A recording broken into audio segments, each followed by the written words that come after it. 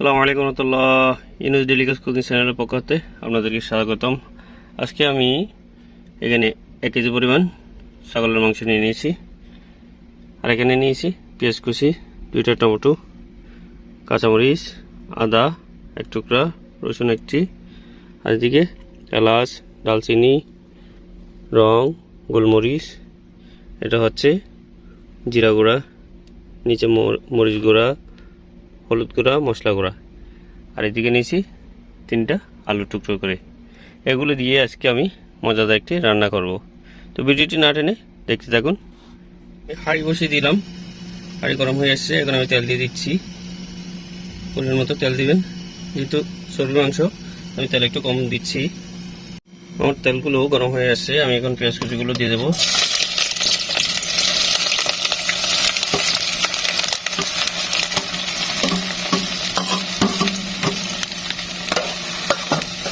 একটু ভালো করে নাড়িয়ে নিই, এরপর আমি ঢাকনা দিয়ে দেবো। দেখি এই যে আমার পেঁয়াজগুলো নরম হয়ে আসছে। এখন আমি বাকি এক উপকরণগুলো দিয়ে দিচ্ছি।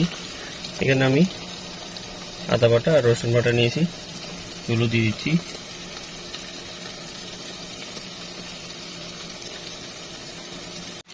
এরপর এখানে আমি দেবো মশলা গুঁড়া। মশলা গুঁড়ো একটু বাড়তি দেবো, আমি 3 চামচ মশলা গুঁড়া দেবো। 3 চামচ দিলাম মশলা গুঁড়া। তারপর দিব মরিচ গুঁড়া। মরিচ গুঁড়া দেবো 1.5 চামচ, যেহেতু আমি কাঁচামরিচ ব্যবহার করব। এরপর দেবো হলদে গুঁড়া 1/2 চামচ। এরপর দেবো চিকেন জিরা গুঁড়া 1.5 চামচ।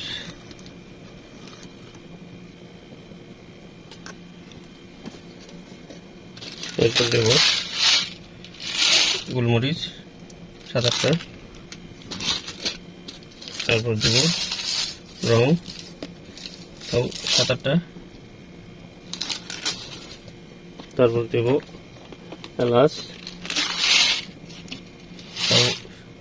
6-7টা।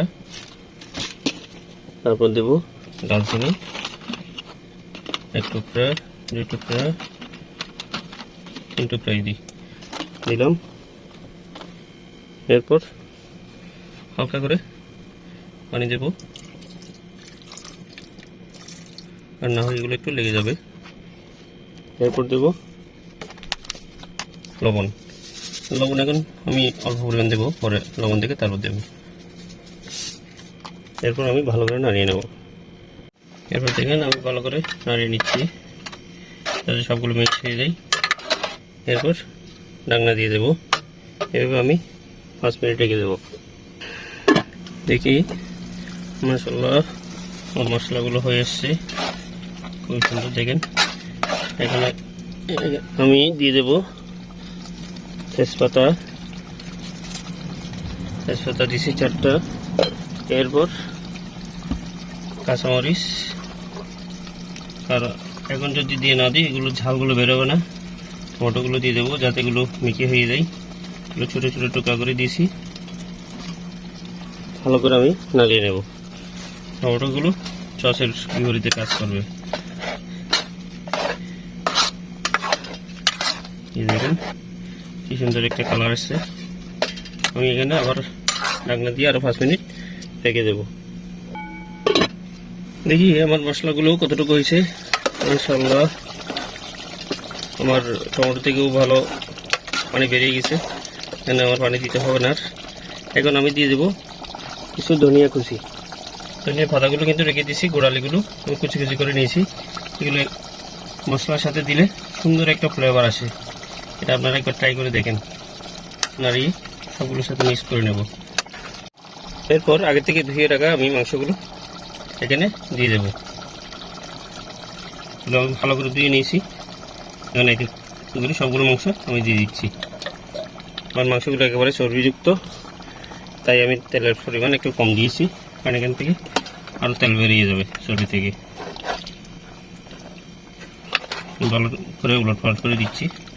দেখেন মশলাটার সাথে কি সুন্দর মিলে যাচ্ছে। এখান থেকেও আরও পানি বেরোবে। আমি এখন কোনো পানি ব্যবহার করব না। আমি যখন আলু দেবো, আলু দেওয়ার পরে তারপর পানি ব্যবহার করব। এভাবে আমি আরও 10 মিনিট রেখে দেবো। দেখি আমার রান্নাটা কেমন হয়েছে। মাশাআল্লাহ,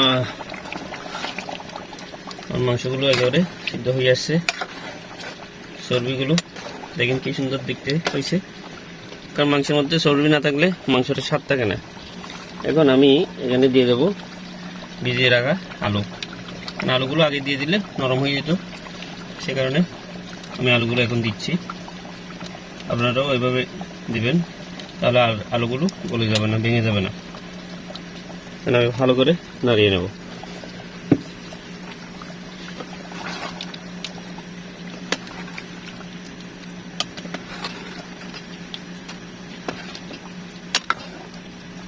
ভালো করে নাড়িয়ে নিয়ে এবার আমি আবার ঢাকনা দিয়ে আরও 10 মিনিট এভাবে রেখে দেবো।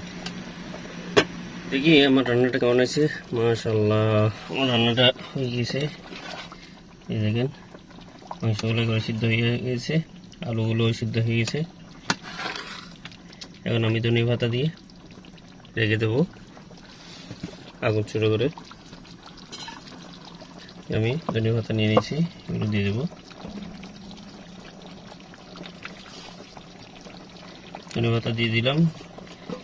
এরপর আমি ঢাকনা দিয়ে আগুন ছোটো করে 2 মিনিট রাখবো। এরপর আগুন বন্ধ করে দেবো, তারপর নামিয়ে পরিবেশন করব। দেখি আমার রান্নাটা কেমন হয়েছে। মাশাআল্লাহ, দেখেন চর্বি একেবারে কীরকম হয়েছে। বিসমিল্লাহ। ওয়াও, মাংসগুলো একেবারে নরম হয়ে গেছে, আলুগুলো সিদ্ধ হয়ে গেছে, খেতে খুবই সুস্বাদু হবে। তো আপনারা যারা রান্না করতে চান ছাগলের মাংস দিয়ে আলু, এভাবে করে রান্না করবেন, খেতে খুব স্বাদ হবে। যারা বিশেষ করে যারা প্রবাসী আছে তাদের জন্য এই ভিডিওটি খুবই কাজে আসবে। তো ভালো থাকবেন। যারা এখনো আমার চ্যানেলটি সাবস্ক্রাইব করেন নাই, অবশ্যই সাবস্ক্রাইব করে নেবেন এরকম আরও ভালো ভালো ভিডিও পেতে। কারণ সাবস্ক্রাইব করলে নোটিফিকেশনটা প্রথমে আপনার কাছে চলে যাবে আমি যখন ভিডিও আপলোড করব। আর আপনারা যদি সাবস্ক্রাইব করেন, কমেন্ট করেন, শেয়ার করেন, তাহলে এরকম আরও ভিডিও বানাতে উৎসাহ প্রদান হবে, আরও উৎসাহ দেব নাই, আরও ভালো ভালো ভিডিও আপনাদেরকে উপহার দিতে পারবো। তো ভালো থাকবেন, দেখা হবে অন্য কোনো ভিডিওতে। আল্লাহ হাফেজ।